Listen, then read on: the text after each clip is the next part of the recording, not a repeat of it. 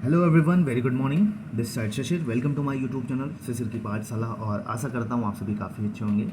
तो जो दमन दीव वाले हैं भैया, PRT TGT PGT, PRT upper primary TGT PGT वाले, उनके लिए ये वीडियो बहुत इंपॉर्टेंट होने वाला है। आप सभी के बहुत सारे डाउट्स थे, तो इस वीडियो के माध्यम से मैं आपके सारे डाउट्स क्लियर करने की कोशिश करूँगा। वीडियो को पूरा देखिएगा। तो देखिए, एक चीज़ मैं आपको बताऊँ, सबसे पहले बात कर लेते हैं शुरू से। मैंने वीडियोस देखिए, बहुत वीडियोस बनाए हैं इस पर, लेकिन एक होता है कि ब्रशअप करने के लिए मैं इसमें सारी चीज़ें आपको फिर से बता दे रहा हूँ। PRT upper primary TGT PGT सबके लिए। देखिए, सबसे पहला डाउट आपका एग्ज़ाम डेट को लेके है, तो मैं ये क्लियर कर दूं कि मैंने पहले भी कहा था कि अभी एग्ज़ाम नहीं होगा आपका मई तक, इलेक्शन तक वही हुआ। अब जो एग्ज़ाम की एक्सपेक्टेड डेट की बात करें तो आपका जुलाई लास्ट या अगस्त तक आपका एग्ज़ाम देखने को मिलेगा, एग्ज़ाम डेट। ठीक है, उसके पहले ही आपको नोटिफिकेशन के जरिए एग्ज़ाम डेट देखने को मिलेगा ऑफिशियल वेबसाइट्स पे। ये भी मैं बता दे रहा हूँ, एग्ज़ाम डेट आपका लास्ट जुलाई या अगस्त में एक्सपेक्टेड है। उसी को मान के अपनी तैयारी अच्छे से करिए, चाहे प्राइमरी वाले हों, चाहे अपर प्राइमरी वाले हों, चाहे टीजीटी पीजीटी वाले हों। अब बात कर लेते हैं दूसरा, बहुत सारे लोगों के डाउट्स ये थे कि भैया पेपर किस लैंग्वेज में होगा। देखिए, ये भी बता देता हूँ, पेपर का जो लैंग्वेज होने वाला है इंग्लिश और गुजराती में ही होगा। तो इंग्लिश और गुजराती में ही होगा, हिंदी मीडियम में आपका पेपर नहीं रहेगा। तो आप उसी को मान के प्रिपरेशन करिए अपने अच्छे तरीके से। तीसरी चीज़, देखिए, प्रीवियस ईयर के क्वेश्चंस जो आप लोग पूछ रहे थे, तो प्रीवियस ईयर के क्वेश्चंस वो लोग अवेलेबल ही नहीं कराते हैं, तो इतना आसान नहीं है। और एक चीज़, प्रीवियस ईयर का पेपर इतना इंपॉर्टेंट नहीं है, क्योंकि पूरा सिलेबस इन्होंने चेंज किया है, अपडेट किया है, पूरा सिलेबस दिया है और सिलेबस के ही अकॉर्डिंग पढ़ना है आपको। एनसीईआरटी एससीईआरटी इसी को पढ़ना है। जैसे बात करूं तो प्राइमरी वाले 6 to 8, मतलब 6 to 8 तक की पढ़ें। प्राइमरी अपर प्राइमरी वाले 6 to 8 तक की एनसीईआरटी अच्छे से कर लीजिए, आपका उसी में से पूरा सिलेबस हो जाएगा।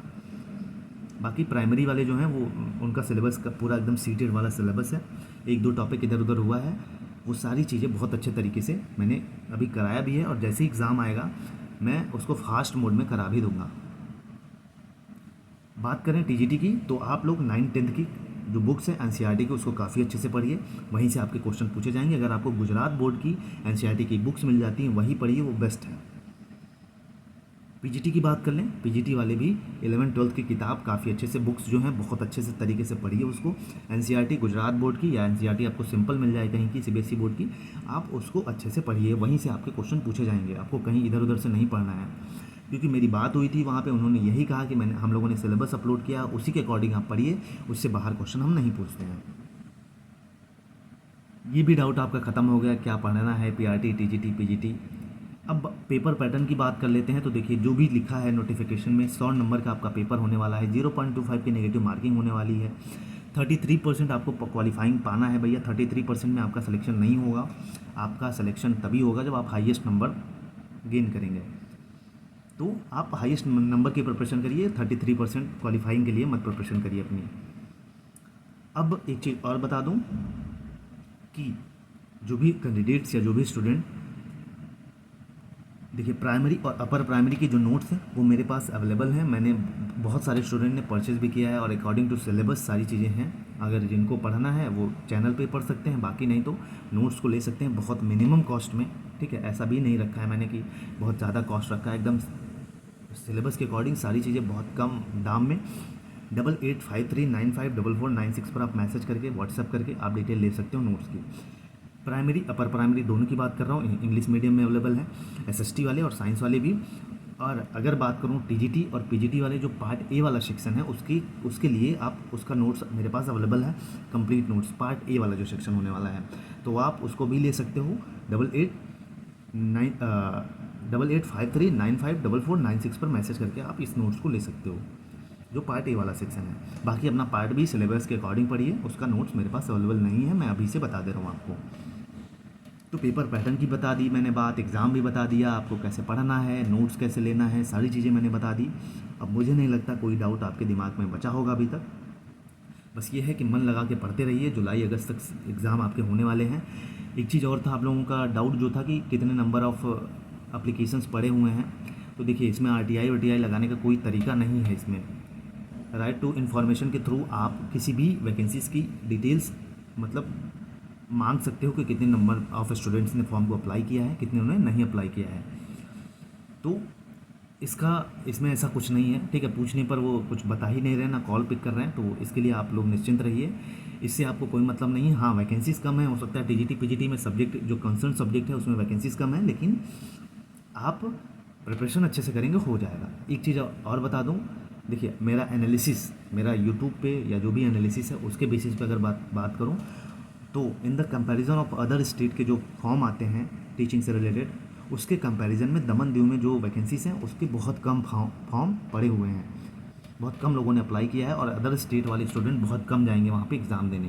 तो जो कंपटीशन है और आपका जो एग्जामिनेशन सेंटर है वो गुजरात में ही होगा, ये भी मैं आपको बता दे रहा हूँ। तो ये सारी चीज़ें थी दमन दीव वाले भैया।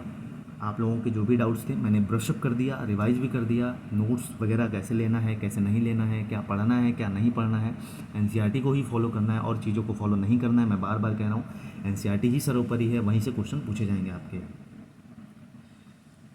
बाकी और कोई अगर आपके दिमाग में डाउट बचता है तो आप कमेंट में मेंशन करिएगा, मैं उस पर ज़रूर आपका सॉल्यूशन प्रोवाइड करूँगा। आपको इसका बहुत कम, अगर आपने सोशल मीडिया पे भी देखा होगा तो बहुत कम लोगों ने इस पर वीडियो बनाया होगा, लेकिन मेरे पास बहुत सारे कमेंट्स आ रहे थे।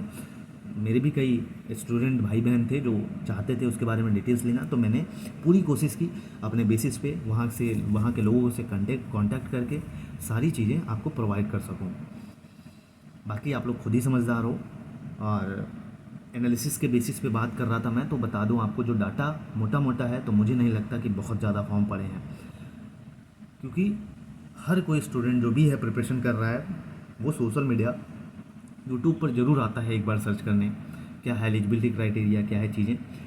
तो इन्होंने ये बहुत अच्छा किया है कि जो अपना सिलेबस है वो बहुत अच्छे तरीके से इन्होंने अपलोड कर दिया है। तो टॉपिक वाइज उठाइए यूट्यूब से या कहीं से भी, अपना नोट्स बनाते चलिए, पढ़ते रहिए। 1.5 2 2 2 2.5 महीने बहुत इनफ है आपके पास, बहुत अच्छे से अपनी प्रिपरेशन कर सकते हो, बहुत अच्छे से आप नोट्स बना सकते हो, हर चीज़ एनसीईआरटी के थ्रू। अगर आपको किताबें नहीं मिल रही हैं तो आप हमको मैसेज करिए, मैं आपको किताब जो एनसीईआरटी की बुक्स हैं वो भी दे दूँगा आपको। अब इससे ज़्यादा मैं आप लोगों के लिए क्या करूं, बाकी ऑल द बेस्ट, पढ़ते रहिए। और नोट्स के लिए जो पार्ट ए वाला सेक्शन है, टीजीटी पीजीटी वाले, अपर प्राइमरी वाले हैं, वो ले सकते हैं कि मिनिमम कॉस्ट में, और प्राइमरी अपर प्राइमरी के लिए कंप्लीट नोट्स अवेलेबल है हिंदी इंग्लिश मीडियम दोनों में। तो आप 8853954496 पर आप मैसेज करके ले सकते हो जो नोट्स है। बाकी कोई डाउट बचे तो मैं बार बार कह रहा हूँ, कमेंट में ज़रूर मेंशन करिएगा, मैं ज़रूर बताऊँगा आपको। कोई भी डाउट्स होगा आपका ज़रूर क्लियर करने की कोशिश करूँगा। और पढ़ते रहिए, सिलेबस के अकॉर्डिंग पढ़िए, मैं बार बार कह रहा हूँ, और उससे इर्द गिर्द मत जाइए। PYQ पेपर नहीं अवेलेबल है, मैंने बहुत कोशिश कर ली, आप भी कर सकते हो। जय हिंद, जय भारत।